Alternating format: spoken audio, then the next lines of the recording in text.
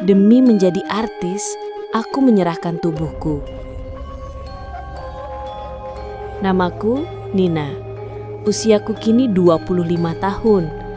Namun kisah yang akan kubagikan ini dimulai saat aku masih berusia 20 tahun. Dengan segala kepolosan dan mimpi yang membumbung tinggi. Jakarta, kota yang kutuju dengan harapan menjadi bintang, hampir menelanku hidup-hidup. Aku datang ke sana dengan modal paras yang lumayan, kata orang, dan sepercik bakat akting. Namun, industri hiburan tak seindah gemerlapnya. Aku menolak tawaran-tawaran casting plus-plus yang selalu berakhir pada kompromi yang terhormat. Aku bertahan, keahlian yang kubisa menjadi SPG kosmetik. Di antara lorong-lorong mall yang sesak, di bawah lampu sorot palsu etalase, aku merangkai asa yang kian hari kian rapuh. Hingga suatu hari, di sebuah butik mewah tempatku bekerja paruh waktu, datanglah Bu Mirna. Wanita glamor dengan senyum misterius dan mata yang seolah mengetahui segala rahasia dunia. Ia menawariku jalan cepat. Sebuah jalan pintas menuju impian yang tak pernah kubayangkan akan seseram ini. Malam ini, di pesantren kecil ini, di bawah lindungan ayat-ayat suci, aku berani menuturkan seluruh kebejatan dan penyesalanku. Dengarkanlah. Demi menjadi pelajaran bagi siapapun yang terjebak dalam silau fatamorgana dunia.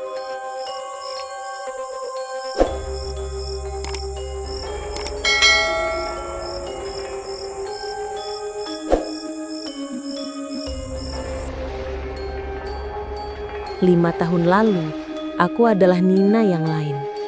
Nina yang penuh percaya diri, meskipun dompetku seringkali kosong melompong. Aku percaya pada kerja keras, pada bakat, pada ketulusan. Jakarta, dengan segala hiruk-pikuknya, adalah medan pertempuran di sekitarnya. Aku sudah mencoba semuanya, mengikuti puluhan casting, mengirimkan portofolio ke sana kemari. Namun, setiap pintu yang terbuka selalu memiliki syarat yang sama. Tidur dengan produser, makan malam pribadi dengan sutradara, atau sekadar foto telanjang untuk portofolio khusus. Aku menolak mentah-mentah. Prinsipku masih kokoh. Karena itu, karir aktingku stagnan. Aku hanya bisa bertahan hidup sebagai SPG kosmetik di salah satu mall besar. Mengenakan seragam rapi, tersenyum palsu pada setiap pelanggan, menghafal komposisi foundation dan lipstick. Duniaku hanyalah parfum murahan dan diskusi receh tentang diskon. Tapi, jauh di dalam hati, api mimpi itu tak pernah padam. Aku menatap iklan-iklan di majalah, menonton film-film di televisi, membayangkan diriku di sana, di puncak kejayaan. Suatu sore yang pengap, Bu Mirna muncul seperti oasis di padang gurun. Ia mengenakan gaun sutra mahal yang mengalir lembut di tubuhnya, perhiasan yang berkilauan di leher dan jemarinya. Matanya tajam, namun sorotnya lembut saat melihatnya. Ia membeli beberapa produk, lalu tiba-tiba berkata, "Kamu terlalu cantik untuk hanya menjual bedak, Nina." Jantungku berdebar. Aku ingin percaya, tapi pengalaman pahit membuatku waspada. "Saya hanya bekerja, Bu," sahutku ragu. Dia tersenyum, senyum yang dingin namun menawan. "Aku tahu banyak bintang yang lahir dari tangan kotor, tapi ada juga jalan lain, jalan yang lebih besar. Aku bisa melihat potensi dalam dirimu, aura yang kuat. Kamu punya cahaya itu, Nina. Hanya perlu tahu bagaimana mengeluarkannya." Aku mendengarkan, sebagian skeptis, sebagian terpikat. Dia bukan seperti produser hidung belang atau sutradara yang vulgar. Nada bicaranya berwibawa, penuh rahasia. "Maksud ibu?" Bu Mirna mendekat, suaranya merendah, berbisik. "Kamu tak harus tidur dengan produser. Kamu tak perlu menanangi dirimu di hadapan mereka. Tapi kamu akan tidur dengan sesuatu yang lebih besar. Sekali saja. Lalu kamu akan dicari semua orang. Pintu-pintu akan terbuka, karpet merah akan membentang di depanmu. Takkan ada yang menghalangi daya tarikmu. Malam itu, keraguan dan putus asa bercampur aduk dalam pikiranku.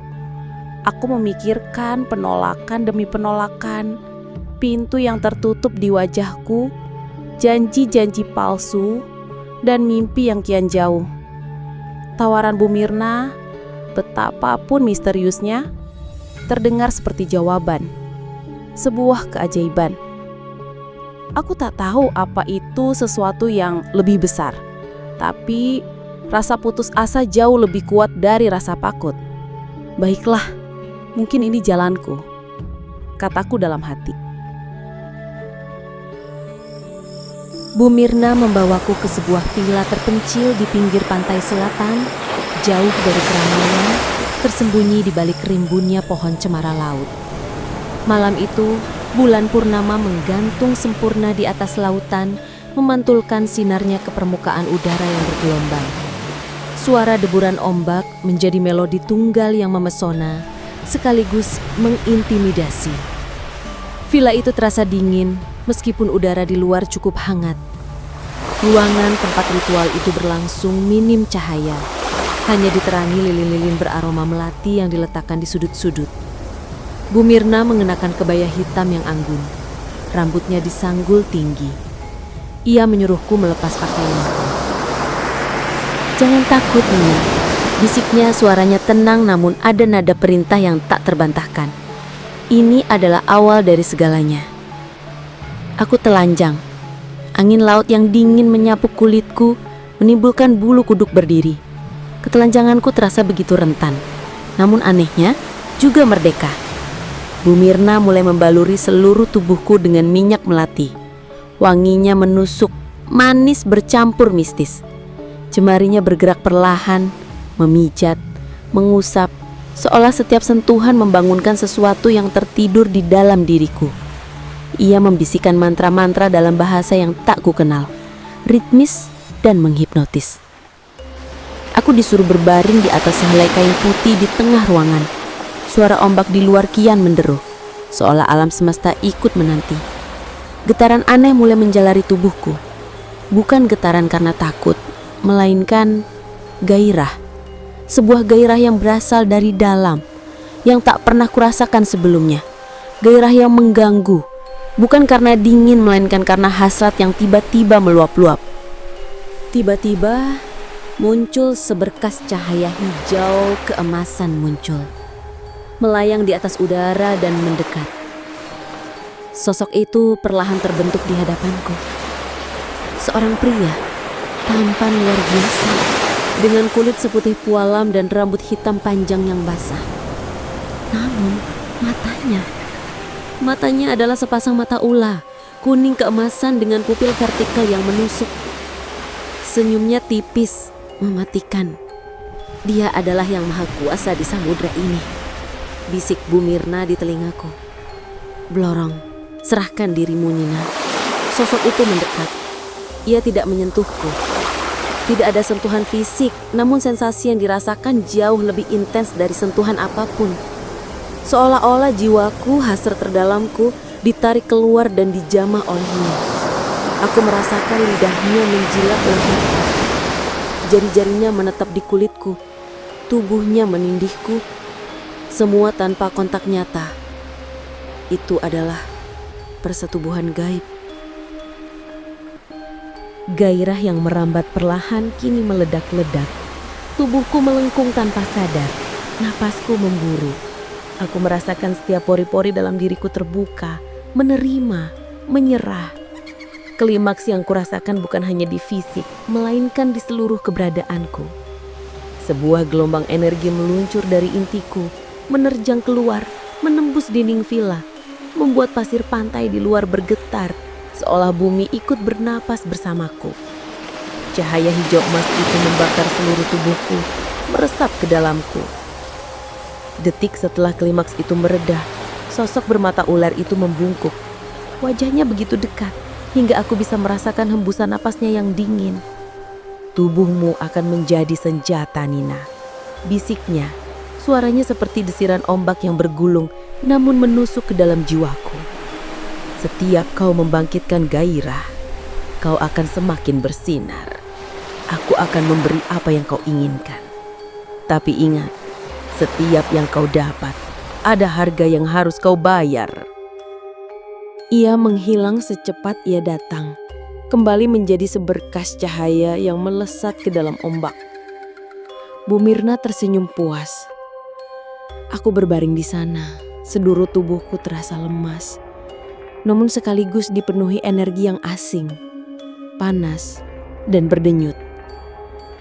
Perjanjian telah dibuat.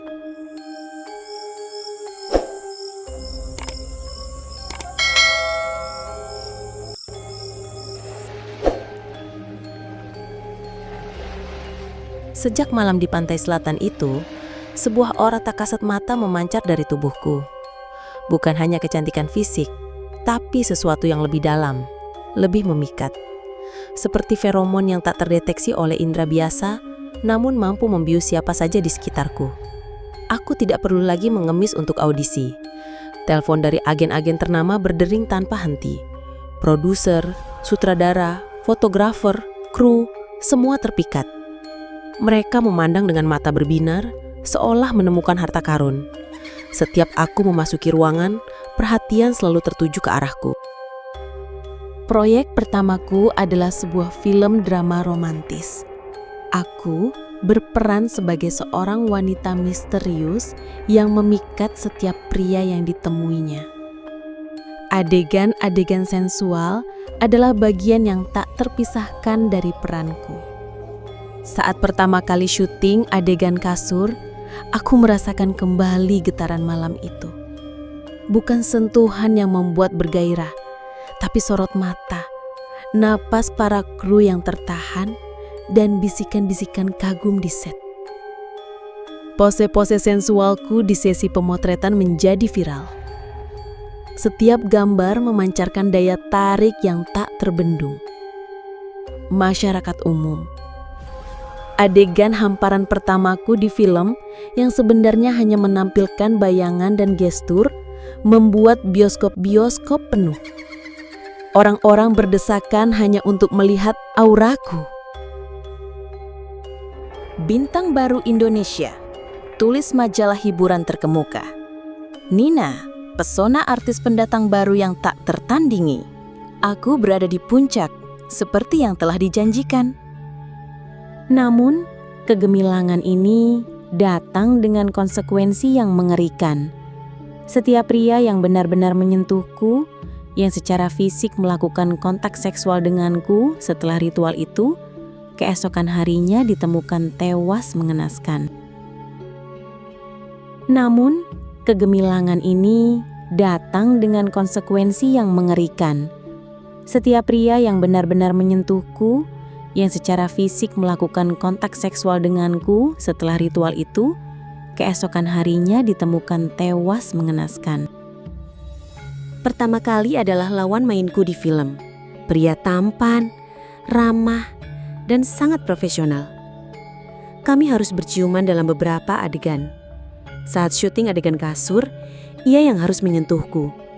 Aku merasakan energi aneh mengalir dari tubuhku ke tubuhnya, seperti sengatan. Besoknya, dia ditemukan di apartemennya, tak bernyawa. Kulitnya hangus, seolah tersambar petir. Lidahnya menjulur, dan yang paling mengerikan, di punggungnya ada beberapa sisik emas kecil yang mengkilat, seolah tertanam di bawah kulitnya. Aku syok. Bu Mirna hanya tersenyum tipis. Itu harga yang harus dibayar bagi mereka yang tak kuat menanggung auramu, Nina. Kau adalah api, mereka hanyalah kayu kering. Tapi kejadian itu terus berulang. Seorang fotografer ulung yang begitu birahi dengan tubuhku, hingga ia berani menyentuh pinggangku terlalu lama saat memotret. Kemudian, seorang produser yang secara terang-terangan mencoba menggodaku, berhasil mencium bibirku di sebuah pesta. Keesokan harinya, nasib mereka sama. Mati.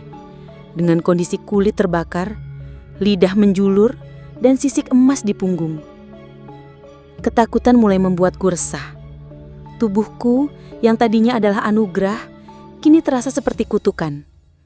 Aku adalah pembunuh tak terlihat. Anehnya, di tengah kengerian itu, aku mulai kecanduan. Bukan pada seks fisik seperti orang biasa, tapi pada sensasi klimaks mistis yang selalu menyertainya.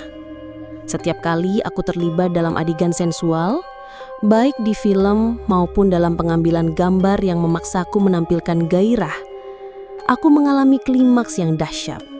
Guncangan energi yang kurasakan tak hanya membuatku semakin cantik dan memesona di mata kamera, tapi juga memperbarui kekuatan yang mengalir dalam diriku. Itu bukan lagi kenikmatan, melainkan sebuah ritual. Setiap orgasme adalah janji yang diperbarui, sebuah aliran energi gaib yang mengalir keluar dari rahasia, mengikat, memperkuat kekuatanku, namun sekaligus membunuh. Aku bisa merasakan bagaimana gairah itu, yang kini tak lagi murni milikku, meledak dan menyebar, lalu menyedot energi kehidupan di sekitarku. Pada salah satu momen, aku berdiri dengan kedua tangan menyibakkan rambutku yang tergerai di tengah lokasi syuting film terbaruku. Adegan ini seharusnya menjadi momen ciuman penuh gairah antara aku dan lawan mainku yang baru, Rio. Ia tampan, karismatik, dan sepertinya sangat menarik perhatianku. Sutradara berteriak, "Aksi!" Rio mendekat, matanya menatap lekat. Aku merasakannya menyentuh kulitku bahkan sebelum dia benar-benar mendekat. Ada sesuatu dalam diriku yang mendesak untuk merespons, untuk menarik dia lebih dekat. Saat sentuhan menyentuh bibirku, aku merasakan sengatan pertama. Bukan sensasi dua bibir, melainkan seperti dua medan energi yang diundang. Gairah mistis itu langsung merambati tubuhku. Darahku seolah mendidih, setiap sarafku bergetar. Aku memejamkan mata, membiarkan diriku tenggelam dalam pusaran energi itu. Lidah Rio menyapu bibirku, dan di saat itu, sebuah getaran dahsyat melanda seluruh tubuhku, dari ujung rambut hingga ujung kaki. Sensasinya begitu intens, seperti ribuan jarum menusuk serentak, namun pada saat yang sama, memabukkan dan menguatkan. Aku merasakan sebuah puncak yang bukan berasal dari sentuhan fisik Rio, melainkan dari resonansi antara hasratku dan energi gaib yang kini bersemayam di dalamku. Sebuah gelombang panas meluncur keluar dari diriku, melingkupi kami berdua. Tubuhku melengkung tanpa sadar, napasku terengah-engah. Ketika sutradara berteriak cut, aku terlempar kembali ke kenyataan, lemas namun dipenuhi kekuatan aneh. Rio menatap dengan mata berkaca-kaca, napasnya tersengal. Aku tahu apa yang akan terjadi padanya. Aku sudah melihatnya berulang kali. Perasaan puas mencabik-cabikku, tapi ada pula kepuasan aneh yang menyelusup. Kekuasaanku bertambah, tapi dengan nyawa sebagai tukarnya. Kecanduanku pada sensasi itu semakin menjadi. Aku tidak lagi peduli pada siapapun yang berada di dekatku. Yang kuinginkan hanyalah getaran, kekuasaan, dan puncak mistis yang memperbarui diriku. Aku mulai membiarkan diriku didekati oleh pria-pria yang berlangganan padaku, sekadar untuk merasakan sensasi itu lagi. Suatu malam, seorang pengusaha muda yang tergila-gila padaku datang ke apartemenku. Ia memujiku, melihat dengan memuja. Aku membiarkan ia mendekat, menciumiku dengan penuh hasrat. Saat sentuhan-sentuhan kami semakin intim, aku merasakan energi itu kembali mendesak keluar dari dalam diriku. Bukan lagi ciuman atau sentuhan itu yang kurasakan, melainkan aliran deras energi panas yang keluar dari setiap pori-poriku. Aku mendorongnya ke kasur, bukan karena gairahnya, melainkan dorongan dari kekuatan dalam diriku untuk melepaskan energi itu. Aku bergumul di atas kasur, membiarkannya menyentuhku, meraba tubuhku. Setiap sentuhannya, setiap desah nafasnya, seolah menjadi katalis untuk gelombang gairah mistis yang memuncak dalam diriku. Aku merasakan tubuhku bergetar hebat, lebih kuat dari sebelumnya. Otot-ototku menegang, punggungku melengkung, dan sebuah teriakan tanpa suara keluar dari jiwaku. Klimaks kali ini terasa seperti ledakan, mengirimkan gelombang kejut ke seluruh ruangan. Aku bisa merasakan energi itu menyedot habis vitalitas pria di bawahku, menghisapnya hingga kering. Ketika semuanya berakhir, aku berbaring lemas, merasa hampa namun sekaligus terisi penuh dengan kekuatan yang lebih besar. Aku tahu nasibnya sudah tersegel. Bagiku, itu bukan lagi persetubuhan. Itu adalah ritual. Setiap orgasme memperbarui perjanjian gaibku, memperkuat ikatan aneh yang kini melilit jiwaku.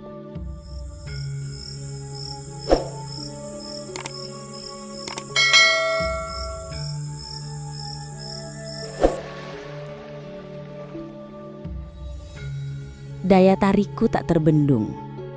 Tak hanya di layar lebar, tapi juga di media sosial. Pengikutku mencapai jutaan.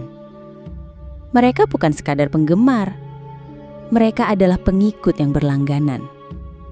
Mereka membentuk kelompok-kelompok yang berani, menyebut diri mereka sekte sensual Nina, menyembah tubuhku, menganggapku sebagai Dewi Gairah. Aku memanfaatkannya. Aku meluncurkan lini parfum yang kuberi nama Aura Nina. Pakaian dalam dengan desain sensual yang konon bisa membangkitkan gairah tersembunyi. Bahkan sesi pemanggilan energi sensual secara berani. Dalam siaran langsung atau streaming langsung, aku tidak perlu berbuat banyak. Aku hanya berbaring di sofa, mengenakan pakaian minim, sejuk sensual, dan terkadang hanya bergeliat pelan. Namun, ribuan penonton di seluruh dunia mengaku mengalami klimaks bersamaku. Mereka berkomentar-komentar histeris. Aku merasakannya, Nina. Energinya merasuki jiwaku.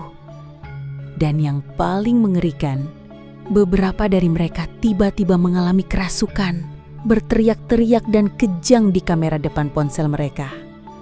Aku menjadi Dewi Gairah Indonesia, disembah dan ditakuti. Kekuasaanku mencapai puncaknya. Namun, di balik semua itu, tubuhku mulai mengalami perubahan yang aneh. Aku mulai menyadari, setiap kali seorang pria ejakulasi di atas tubuhku, cairannya tidak seperti biasa. Itu langsung berubah menjadi darah. Merah pekat, kental, dan dingin. Ini adalah tanda paling mengerikan, bahwa tubuhku bukan lagi tubuh manusia biasa. Ia telah sepenuhnya menjadi wadah bagi blorok. Perubahan tubuhku semakin parah. Perutku mulai membesar. Bukan manusia hamil, aku tahu itu. Dokter-dokter yang memeriksaku bingung, tidak menemukan janin apapun. Hanya massa aneh yang bergerak di balik kulitku. Aku bisa merasakan gerakan melata di dalam perutku. Seolah ada sesuatu yang hidup, melilit, tumbuh di sana. Putra Blorong, bisik suara itu di kepalaku. Suara yang sama dengan pria bermata ular di malam ritual. Dia akan lahir dari rahim gairah. Darah dan hasratmu adalah makanannya. Payudaraku membesar dan terkadang meneteskan cairan perak kental bukan susu. Aku menyembunyikannya dari publik, tapi di baliknya aku tahu ada yang tidak beres. Aku semakin populer, semakin digilai. Tapi kengerian ini semakin mengerikan. Para penggemar fanatikku, terutama yang paling mengidolakan sensualitas dan menganggapku dewi, mulai mati satu demi satu. Mereka ditemukan tewas dalam kondisi yang tak kalah mengerikan dari para pria yang menyentuhku. Kulit mereka kering kerontang, mata melotot, dan di dada mereka tercetak bekas sisik berwarna perak yang mengkilat. Mereka mati karena kekeringan energi. Tata Bumirna, energi gairahmu telah menguras habis mereka. Aku telah menciptakan kematian di mana-mana. Kekuasaan itu terasa seperti rantai. Aku menjadi monster pembawa maut, padahal yang kuinginkan hanyalah menjadi seorang aktris. Ketakutanku mencapai batasnya. Aku tak bisa lagi menanggungnya. Mimpi buruk menghantuiku setiap malam. Wujud ular raksasa yang melilitku, suara bayi yang mendesis dari perutku. Aku tak ingin melahirkan monster putra Blorong. Aku tak ingin lagi menyebabkan kematian orang lain. Aku harus mengakhiri semua ini. Dalam keputusasaan yang tak terhingga, aku memutuskan untuk bunuh diri. Aku pergi sendirian ke pantai selatan, kembali ke tempat semuanya dimulai. Malam itu, ombak bergulung ganas, seolah meratapi kehancuranku. Aku berdiri di tepi tebing tertinggi, menatap kegelapan laut di bawahku. Angin menderu, mencoba menahanku, tapi aku sudah bulat tekad. Maafkan aku, Tuhan, bisikku, lalu melompat. Aku terjun bebas, menabrak gelombang yang ganas. Aku berharap tubuhku akan ditelan laut, lenyap bersama semua dosaku. Namun, laut tidak menerimaku. Aku merasakan sesuatu yang menarikku ke atas, membawaku ke tepian. Tubuhku terdampar di pasir, di salah satu desa kecil di pesisir pantai selatan, jauh dari Villa Bumirna. Aku terbatuk-batuk, muntah air laut, namun aku masih hidup. Pagi berikutnya, seorang pemuda desa menemukan betapa tak berdayanya aku. Ia terkejut, namun dengan sigap membantuku. Aku menceritakan sebagian kebenaran tentang rasa putus asa yang membuat bunuh diri. Pemuda itu, yang bernama Rizal, memiliki hati yang baik. Ia membawaku ke pesantren kecil di pelosok desa itu, tempat kakeknya, seorang kiai sepuh, mengajar.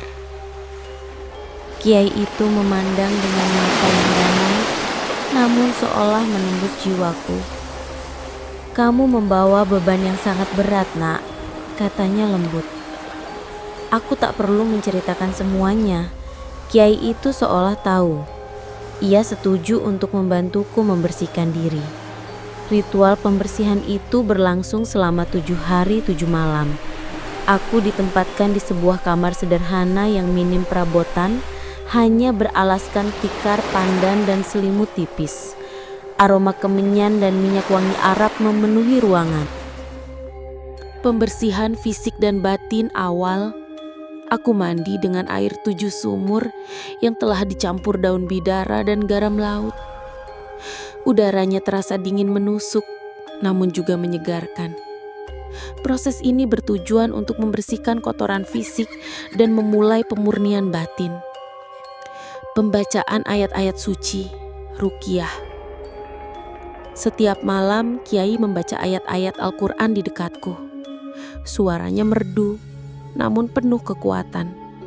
Ia membaca surat Al-Fatihah, ayat kursi, Al-Ikhlas, Al-Falaq dan An-Nas berulang-ulang. Kadang-kadang ia meniupkan nafasnya yang bercampur bacaan ke arahku atau ke dalam air yang kemudian kuminum. Pada awalnya, tubuhku bereaksi hebat.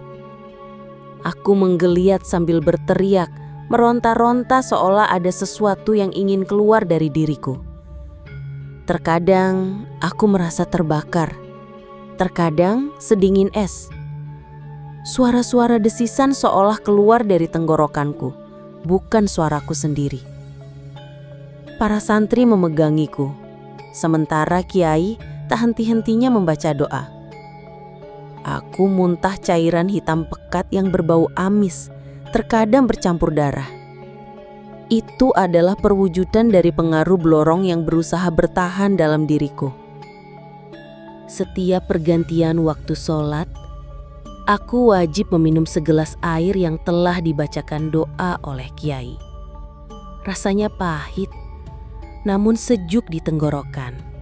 Tubuhku juga dibalur dengan minyak zaitun yang dicampur rempah-rempah tertentu, yang menurut Kiai berfungsi sebagai penolak bala dan penguat energi positif. Pada malam kelima, ritual menjadi lebih intens. Aku merasakan kekuatan jahat dalam diriku memberontak dengan dahsyat. Perutku melilit, dan aku merasakan gerakan melata di dalamnya semakin panik, seolah tercekik. Kiai meletakkan tangannya di perutku, membaca sebuah doa panjang dengan suara lantang. Aku berteriak, bukan berteriakku, melainkan berteriak yang dalam, serak, mengerikan, seolah-olah ada makhluk asing yang dipaksa keluar. Aku merasakan sesuatu yang panas dan berat perlahan-lahan terlepas dari diriku, seperti akar yang tercabut paksa. Pada malam ketujuh, setelah semua sisa-sisa pengaruh pesugihan Blorong dibuang, bayi ular di perutku menghilang seperti asap.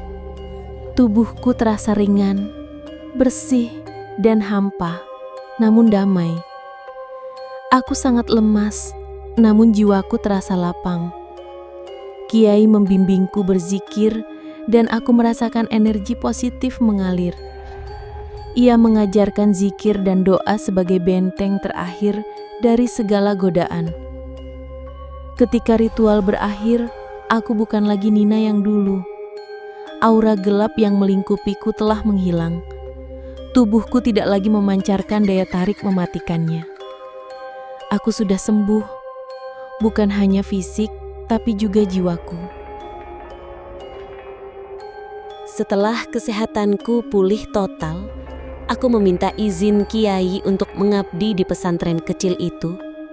Aku tak lagi menginginkan gemerlap dunia, popularitas atau kekuasaan. Aku hanya ingin menjalani sisa hidup dengan damai, mensucikan diri dan berbakti pada Tuhan.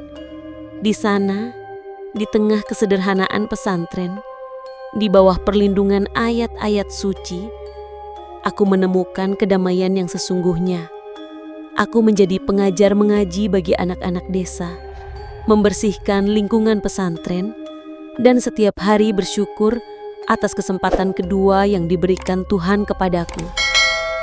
Kisahku ini adalah pengakuan, sebuah peringatan. Jangan sekali-kali menukar jiwamu demi kilau fatamorgana dunia. Karena harga yang harus dibayar jauh lebih mahal daripada apa yang kita impikan.